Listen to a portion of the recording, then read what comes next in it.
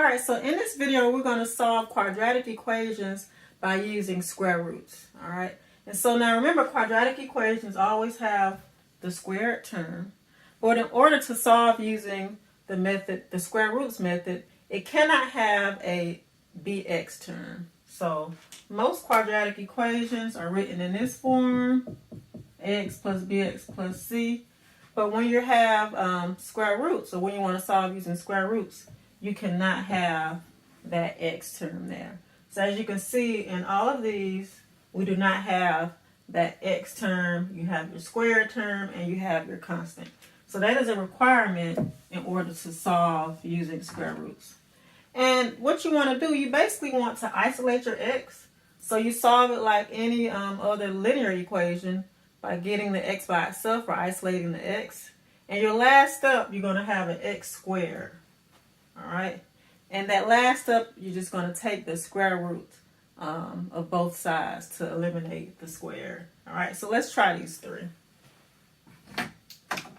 Alright, so here we have the x squared already by itself, and so to get rid of it, we just take the square root of both sides. It's going to eliminate that 2. Because when you take the square root of something, you're really raising it to the 1/2 power. And when you raise it to the 1/2 power, if you multiply 1/2 times 2, it actually eliminates that square.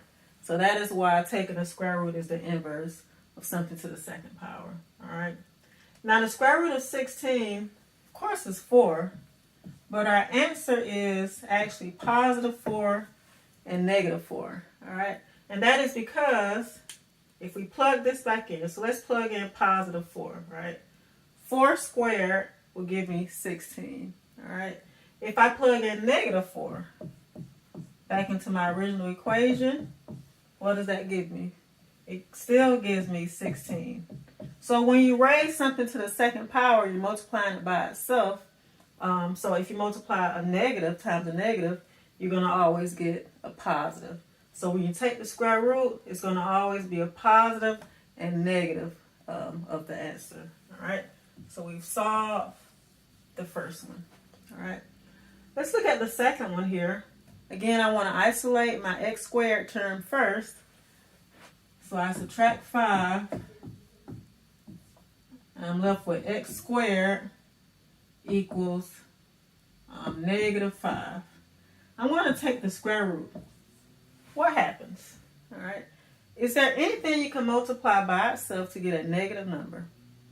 No, you cannot. So the answer to this one would be no solution, or no real solution. No real solution. Alright. And that is because you cannot take the square root of a negative number. So that would be no real solution for that one.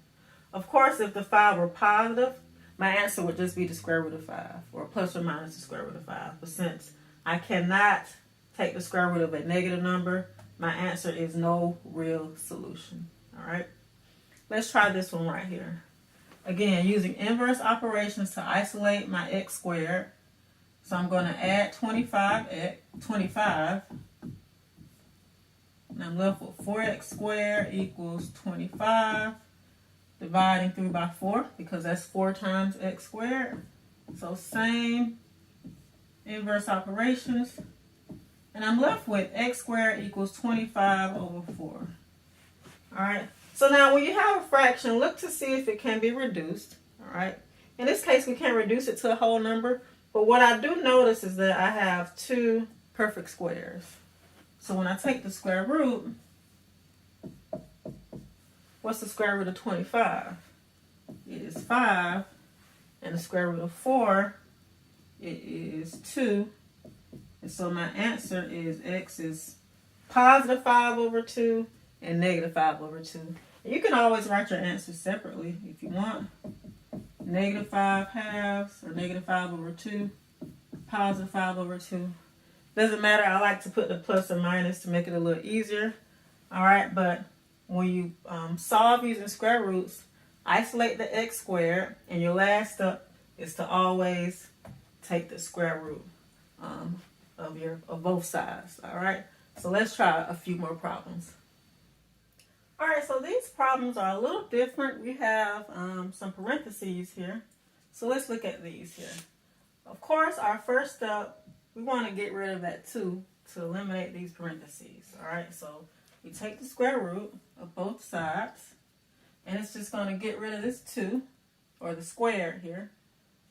So on my left-hand side, I'm left with x plus 2 equals plus or minus 3, or positive and negative 3. From this point, I could solve it 2 ways.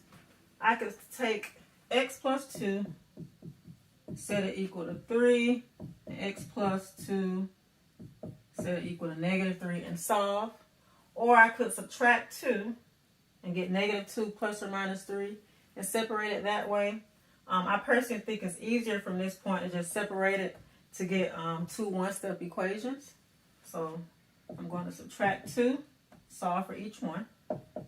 And 3 minus 2 gives me 1. All right. And then subtract 2 here. And negative 3 minus 2 gives me negative 5. And so my answers are 1 and negative 5.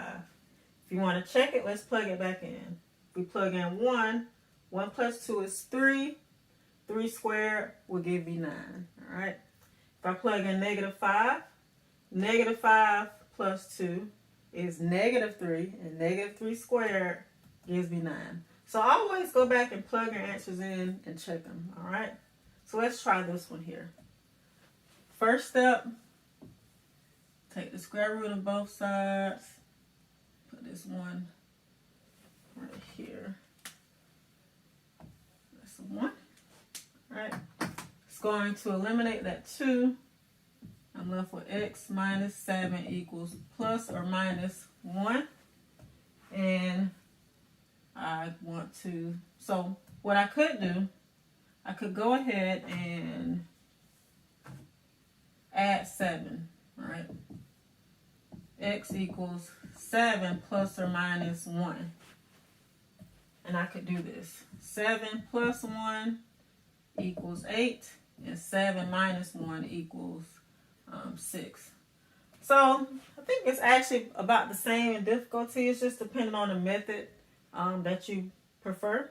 So my answers are 6 and 8. So here, when I got to this point, I separated it into 2 one-step equations. So I could do that.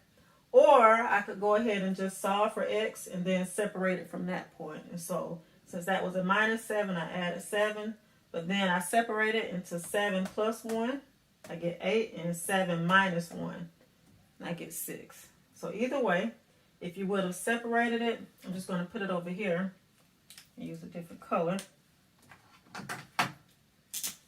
If you have x minus 7 equals 1, and x minus 7, right over here, equals negative 1, I'm going to add 7.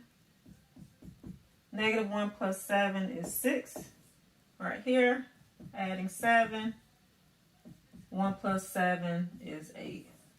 So you're going to get the same answers regardless of what you do from that point. You just have to choose the method that you want to use. All right. But the answer to this one is 6 and 8. If you want to check it, 6 minus 7 is negative 1. Negative 1 squared is positive 1. If you plug in 8, 8 minus 7 is 1. And 1 to the second power, of course, is 1. All right. So we've solved these equations using the square roots method. Okay, so the last 2 problems I want to show you, I forgot my X here. A little different, but we still use the same process. We want to isolate the x squared, and then our last step is to take the square root. All right, so I add 5. I'm left with 64x squared equals 25. Dividing by 64 on both sides. Again, just trying to isolate my x squared. I'm left with 25 over 64. Square root. X equals plus or minus. The square root of 25 is 5, and the square root of 64 is 8.